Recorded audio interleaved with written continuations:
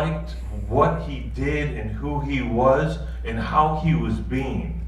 And it was pretty clear that he went from doing one thing in life to following his passion and changing direction and helping other people follow theirs. So with that, I'd like to introduce you to Mr. Minesh Baxi.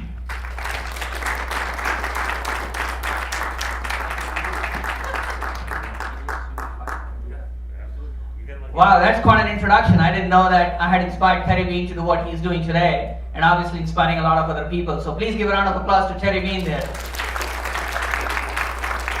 As you know, my name is Minesh Baxi, and you can guess by my accent, I was born right here in Detroit, Michigan. Actually, I was born in a city called Agra. How many of you who have not been to my presentation know where Agra is famous for? Okay, Agra is famous for Taj Mahal. And no, I wasn't born in Taj Mahal. Taj Mahal is a tomb. It's a place you bury the people, not a place for people to be born. My accent is different. I do speak fast, and I have very short time here to speak with you. So if you don't understand me, and I'm speaking too fast for you and with my passion, all I would expect is stop me, interrupt me. It's okay with me. I'll repeat it. Unfortunately, in the same accent. My goal here is very simple. My goal is to tell you quickly my story about how I came from where I was to where I am today, and not exactly to brag, because that's not my intention. I just want to be able to connect with you at a level that you can understand that anybody can transform their life if they choose to do so. And what are some of the things that if we did in our lives on a daily basis, if we did certain things, we can expect to improve our own lives, but also touch other people's lives. Because here is something you and I need to understand every single moment when we are speaking, doing anything specific. Every moment we are inspiring somebody to be greater than who they are today, or we are giving a bad example. Every moment, whether it is your husband, wife, your children, people you work with, people you socialize with, all that is happening is you are inspiring people to become more than what they think they can be. Because you are going to touch people's lives no matter what. I was just listening to a CD from somebody who's very successful, and he says, everything matters. You being here matters. You doing something for Detroit matters. Going back to my childhood, we were 5 children in a family of, obviously my parents. My father worked in the Indian Air Force. My mother was typically the vacuum cleaner, the washing machine, the dryer, and everything else you can imagine, because she had to take care of all of us. Now, my mother never really went to high school. My father dropped out of college the first year. We didn't come from a family of very well-educated people. But there was one thing which my parents knew, that in order to improve our lives, we had to learn about education. We had to really focus our attention on it. And though my mother, who was the inspiring figure in all of this, really had not much help for herself, and she couldn't help us in the homework that we got, but she was committed. She was always looking for a solution. When my brother and sister failed in mathematics in their 5th and 6th classes, she went to the school looking for a teacher who would tutor them. And I can tell you, I'm deeply touched by who she was all the time. And that's one of the reasons why, though she's in India, I call her every day pretty much just to say hi, because I can't be there all the time. And looking back, she was the person who inspired me and my family.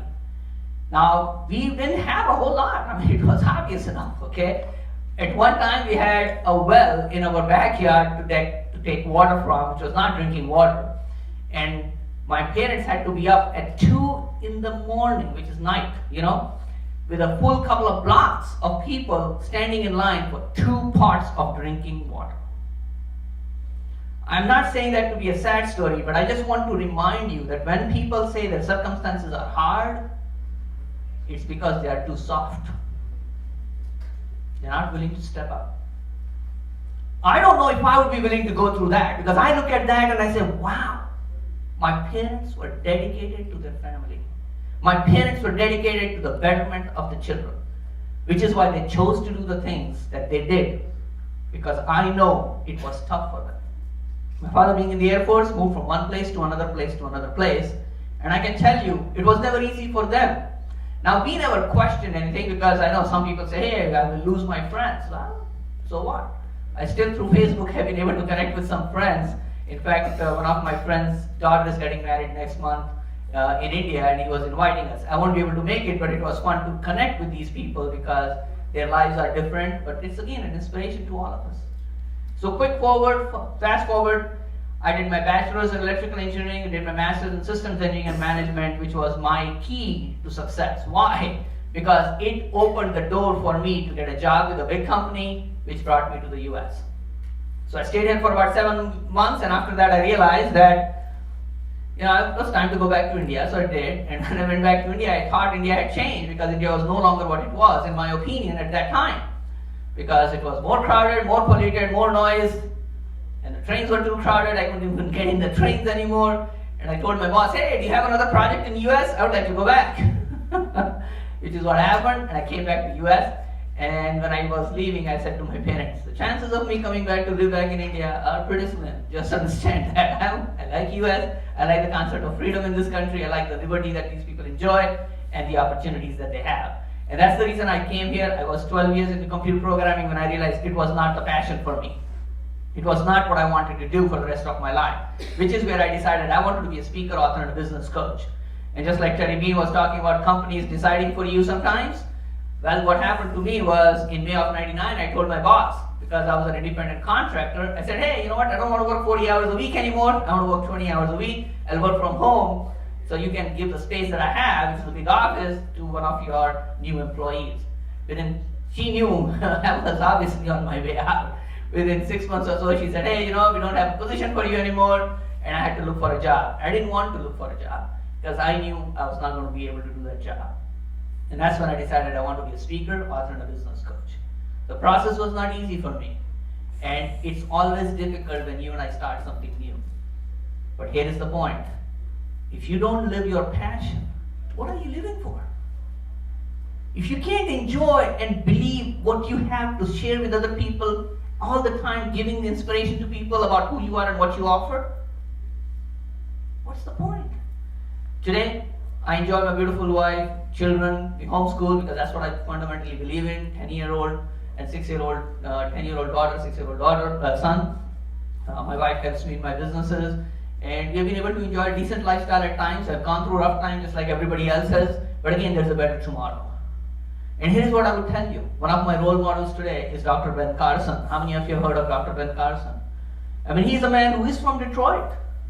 This is a man whose story every Detroiter needs to watch and read, because the movie Gifted Hands talks about it. I had my daughter sit down and watch the movie Gifted Hands. He's going to be back here in Detroit April 11th and 12th. I'm planning to go to his dinner on April 12th. I will tell you what, they had the same challenges that everybody else has. But guess what? They were focused on a better future. I know you all are focused on a better future. What are you doing to help other people focus on a better future? And that's the challenge I want for you today to look at. Start looking at your own future and help other people. Because I know one thing, by the very fact you are here today, you are committed to improving your life and the lives of people around you. Let's focus on that and let's build on that. Because I believe greatness lies in you, and I look forward to your success every single day. Thanks for the opportunity.